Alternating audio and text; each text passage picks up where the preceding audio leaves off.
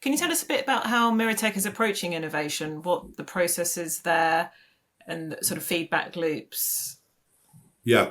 So, as a company, we're not building software per se, right? For the purpose of sale. We are a services company and we like the IP to remain within inside of our clients that we're building for them as part of them because we become part of their teams and organizations. So we're heavily focused in that respect on taking technologies that they've selected, or we jointly are assisting them and helping them through that process of selecting those technologies. And then how do they enable them within their environment and get the best from them and get their true return on investment and actually start to see the value of the technologies that they've invested in supporting and improving the experiences they provide. So as far as going right into innovation, when you look at the past, we'd have these platforms and we do a lot of configuration and you do a lot of tweaking and turning up this and turning down that and setting up, and people used to build call flows and it was all very generic how it was built out, and consultants could be trained from a manual and they go through those steps. Now what we're seeing is the ability to be actually able to take a business problem, right, and that business problem becomes very real, and then use AI technologies like Gen AI to build out a functionality that can be then automated and processed and repeated again and again and again. And then from there, understanding and looking at how it's performing and what it's doing and whether it's saving time, whether it's helping and enabling people to do things quicker and faster. So the innovation is now coming within the ability to code inside of these platforms. We talk about conversational AI and the building of those. We used to build the concept of a call flow. I say, welcome to the bank. Please give me your name. Please give me your account number. Now I can say, please say anything to me. Ask me what it is you need and I will reply. Well, that's all good and well, but if you open that up to every possible question under the sun, you've got to be very careful about how you're going to be able to answer those.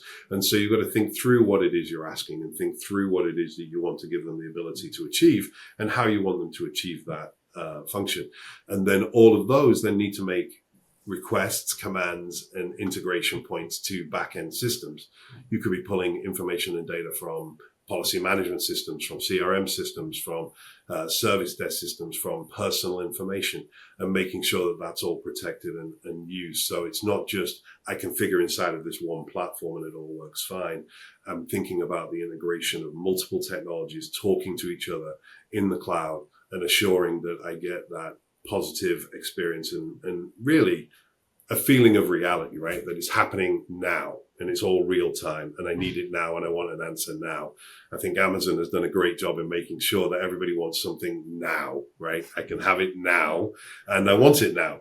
Well, that's becoming more and more the need in customer experience. I don't want to sit on the phone and wait 45 minutes to be connected to an agent and talk to an agent when I should be able to ask the question, receive the answer back, and then proceed to ask another question and continue to ask those questions and query my own personal data, my own personal information and other things that I'd like to do. And we do this for large healthcare companies and finance companies today who are looking to change and adapt to be able to support their clients in this way.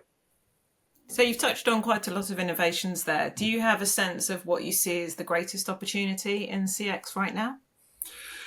Yeah, so, I would love to jump up and down and say it's all AI and everything's AI because that's what the vendors are telling everybody. But the truth is, I believe not everybody has even moved to the cloud at this point, right? Where, I remember the days when people had fast internet services and thought everybody had fast internet services and people were still using dial-ups 10, 15 years later. So the reality is that the CCaaS industry has moved very quickly. There was a big uptake and spike in small companies where it was a really positive, easy, quick solution for them. And it was very well fitted to their needs and their requirements. And so we've seen a very large uptake in that rolling out contact center as a service, right? Coming from the large vendors, the Genesys, the Five9s, the NICE, and these types of companies. But that's only about 50% of the world has actually adopted this technology so far, because when you get to the larger enterprises, they become a lot more complex and they're questioning, do I get everything I need from that one vendor like I used to in the past? or I'm looking at my cloud service provider, Google, Amazon, Microsoft now wanting to also provide those capabilities and functionalities, and putting all of that together and working out what I'm going to use and when and how has become a lot more complex for these larger enterprises in trying to solve that problem. And so I see them still going through that adoption and migration to the cloud and adopting and leveraging their cloud migrations. We've seen the uptick in cloud migrations across Google, Amazon, and Microsoft in general, just for systems and applications being moved there. But now we're talking about, true real-time experiences of customer experience, which is, even moving towards doing real-time video, and some of the bankings offering virtual agents at kiosks. So this transition is happening so quickly.